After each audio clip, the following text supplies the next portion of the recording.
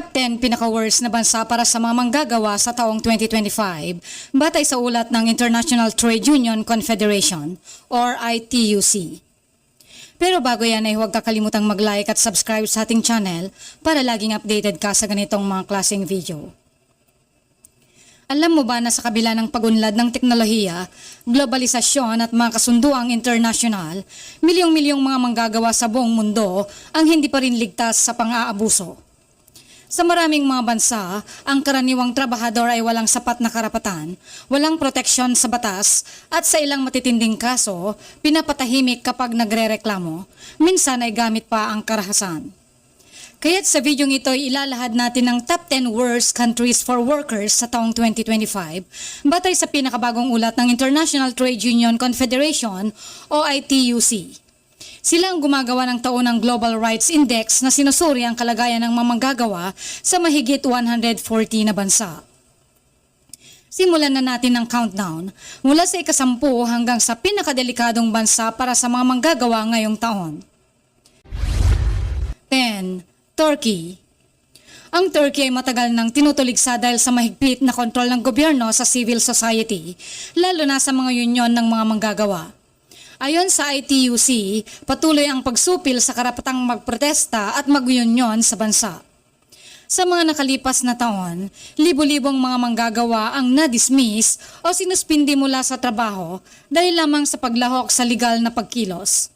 Ang mga leader unionista ay kadalasang pinapatahimik gamit ang batas laban sa terrorism, isang taktika na ginagamit upang ikulong ang mga kritiko.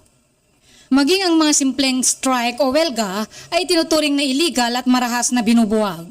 Sa ganitong klima, imposible halos ang makipaglaban para sa mas mataas na sahod o benepisyo. 9. Tunisia. Dati ay kinikilala ang Tunisia bilang isa sa pag-asa para sa demokrasya ng North Africa matapos ang Arab Spring. Pero ngayong 2025, isa na ito sa mga mapanganib na lugar para sa mga manggagawa. Ayon sa ITUC, ang mga union ay kinukuyog ng mga legal at politikal na atake. Ang mga leader ng union ay pinapatahimik, pinapatawan ng kasong kriminal o pinapatalsik sa kanilang mga trabaho. Ang pinakamasaklap pa, hindi ligtas ang mga protestang manggagawa, madalas itong tinutugunan ng gobyerno gamit ang puwersa, pag-aresto at pananakot. 8. Philippines. Masakit man aminin, pero kabilang ang Pilipinas sa listahan. At hindi ito ang unang beses, 8 taon na tayong sunod-sunod na nasa pinakamasamang bansa para sa mga manggagawa. Isa sa mga pangunahing issue ay ang malawakang red tagging, kung saan ang mga leader unionista ay tinuturing na komunista o kalaban ng Estado, kahit wala namang ebidensya. Dahil dito ay marami ang nakaranas ng harassments, surveillance at sa ilang kaso, karahasan o pagpaslang. Bukod dito ay maraming kaso ng pagbasura sa karapatan sa collective bargaining, union busting sa pribadong mga sektor at panggigipit sa mga nag-oorganisa sa mga economic zones. Ang pagiging manggagawa sa Pilipinas ay tila isang laban, hindi lamang para sa kabuhayan kundi para rin sa kaligtasan. 7. Nigeria. Ang Nigeria ay isang bansang may napakalaking ekonomiya sa Afrika, pero kalunos-lunos ang kalagayan ng mga manggagawa dito. Hindi kinikilala ng gobyerno ang maraming union at kapag may kilos protesta, kadalasang tinutugon ito ng pulisya gamit ang tear gas, batuta o pag-aresto. Maging ang mga leader ay pinapaslang o pinapadakip sa kasong gawa-gawa lamang. Bukod dito, mataas ang bilang ng informal workers, mga trabahador na walang kontrata, walang minimum wage at walang access sa health o social protection. Sa Nigeria, walang kasiguruhan ng kinabukasan ng ordinaryong mga manggagawa. 6. Myanmar.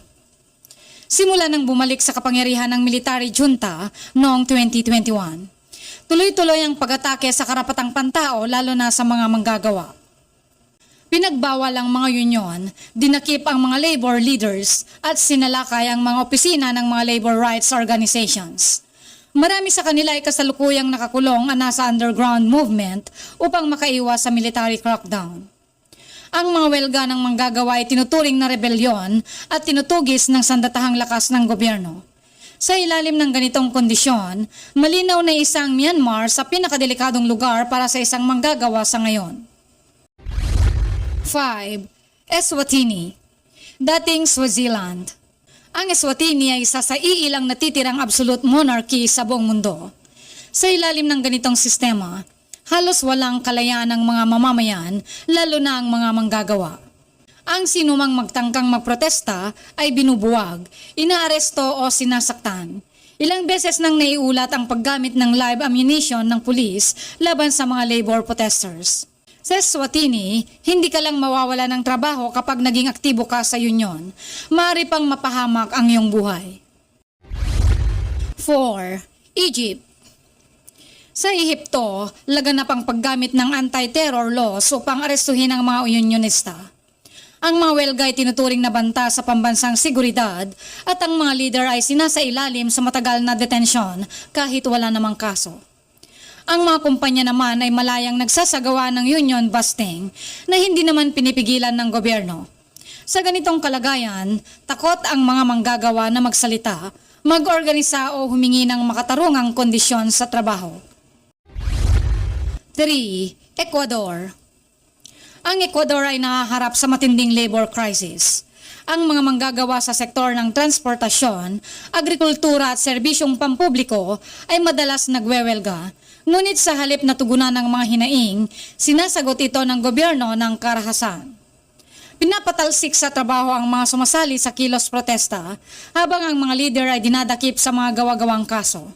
Ang collective bargaining ay halos hindi na praktisado at ang mga batas ay mas pabor sa employer kaysa sa mga manggagawa. 2. Belarus. Isa sa pinakabrutal na bansang tinutukoy ng ITUC ay ang Belarus. Dito, ang paggawa ng union ay tinuturing na subversion. Hindi lang ito pinipigil, ito ay tinutugis. Maraming leader ng union ang kinukulong, tinanggal sa trabaho o napilitang tumakas sa bansa. Ayon sa mga ulat, pinipilit ng gobyerno ang mga union na sumunod sa kanilang linya at ang sinumang hindi susunod ay pinapasara.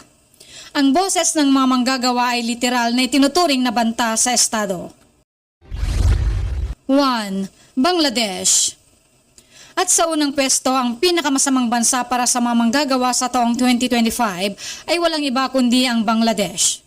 Bagamat ito ay isa sa mga pinakamalaking garment exporters sa buong mundo, ang mga manggagawa rito ay nagtatrabaho sa mapanganib, mababang sahod at halos alipin na kondisyon. Napakarami sa kanila ang nagtatrabaho ng lampas 10 oras kada araw, 6 na araw sa isang linggo at sa masisikip at delikadong mga pabrika. Ang pagtanggi o pagrereklamo ay maaaring humantong sa tanggalan, harassment o kahit pisikal na pananakit. Ang mga welga ay binubuwag at ang mga nag-oorganisa ng union ay mga inaaresto. Isang trahedya na kahit ang mga gumagawa ng mga damit na binebenta sa buong mundo ay halos walang karapatang magsabi ng sapat na. Ang karapatang magtrabaho ng ligtas, patas at may dignidad ay hindi dapat maging pribilehyo. Ito ay karapatan ng bawat isa.